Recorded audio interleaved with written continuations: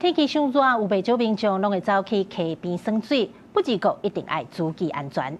屏東的霧台水廠2號下晡就傳出盜水的意外，5名高中生小招為高雄走去霧台水廠玩水，其中一名17歲少年囡仔因為不明原因發生盜水，消防人員接到通報，就趕去救人。不過，這個少年囡仔被救起來時陣，已經無喘氣心跳。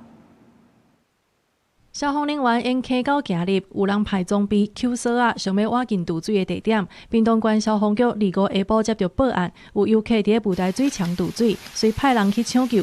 迄當陣邊仔的朋友也有想要落去救人，也毋過因為體力無夠，所以退轉來岸邊等待救援。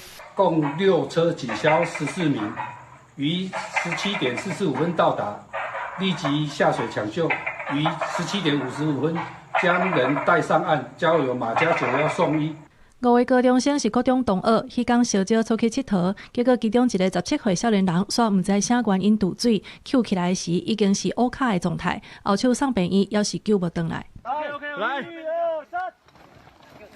5月初，屏東馬家鄉一禮拜來也傳出2站水廠盜水的事故。5月10日，台北大稻埕碼頭有90多歲阿公跋落去水，文化大學學生落去救人，煞2個人攏盜水死亡。爛人耍水就要特別注意，水廠下底常常有暗流，佮加上山區水域地形複雜，就算表面看起來無啥，下骹也是有可能有危機。提醒民眾青雲的水域毋通去，才免發生悲劇。